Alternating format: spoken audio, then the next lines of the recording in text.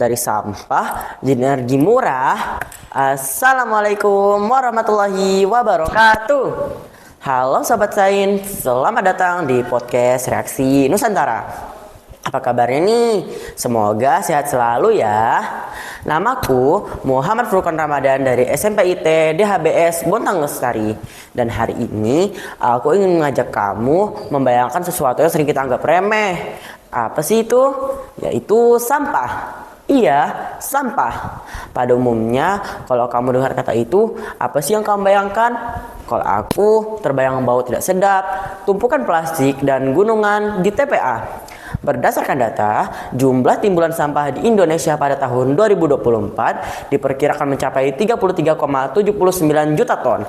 Ini menurut data Sistem Informasi Pengelolaan Sampah Nasional atau SIPSN kata data. Data ini hanya diambil dari sekitar 311 kabupaten yang melapor dari 514 yang ada.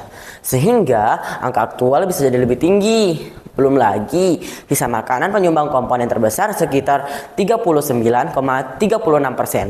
Dan diikuti oleh sampah plastik sekitar 19,64%. Tapi, tahukah kamu di tangan para kimia muda, sampah justru bisa berubah jadi energi bersih loh. Inilah yang disebut waste to energy.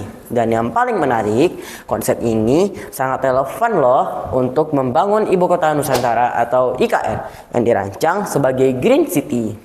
Seperti kota-kota lain di Indonesia, IKN pasti akan menghasilkan banyak sampah.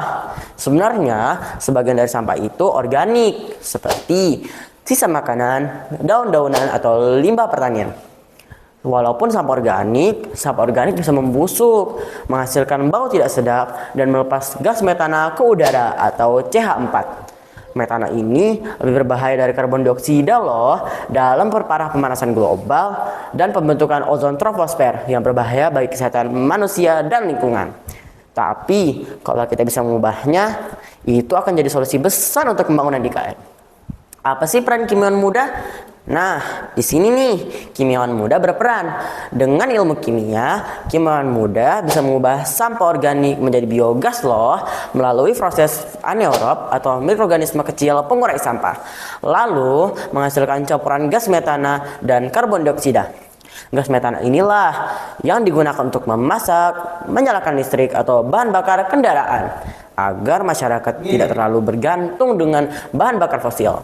Tidak berhenti di situ saja, Kimia muda juga mencari cara untuk mengonversikan gas metana menjadi metanol. Metanol ini adalah bahan kimia serbaguna yang hebat loh.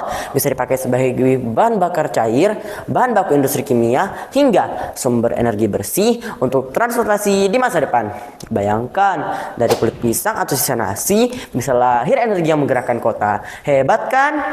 IKN juga ingin jadi kota masa depan yang tidak hanya hijau secara visual, tapi juga hijau dalam sistem energinya. Jika teknologi waste to energy ini diterapkan, maka sampah organik tidak menumpuk di TPA, gas metana yang merusak iklim bisa ditangkap dan dimanfaatkan, warga bisa menikmati energi bersih yang murah dan berkelanjutan. IKN akan jadi contoh nyata bagaimana kota modern bisa tumbuh tanpa meninggalkan prinsip keberlanjutan. Selain manfaat lingkungan, ada dampak sosial yang besar. Masyarakat lokal bisa terlibat dalam pengelolaan sampah. Anak muda bisa berinovasi dengan teknologi pengolahan sampah. Bahkan, budaya gotong royong yang sudah melekat di masyarakat Indonesia bisa menjadi fondasi kuat untuk mendukung sistem waste to energy. Mari bersama-sama kita wujudkan Green City IKN, kota yang bersih, berbudaya, dan berdaya energi dari kearifan sains. Terima kasih sudah mendengarkan. Sampai jumpa di episode berikutnya. Tetap semangat, tetap peduli, dan mari kita bersama-sama mengubah sampah menjadi harapan. Salam reaksi, salam hijau. Wassalamualaikum warahmatullahi wabarakatuh.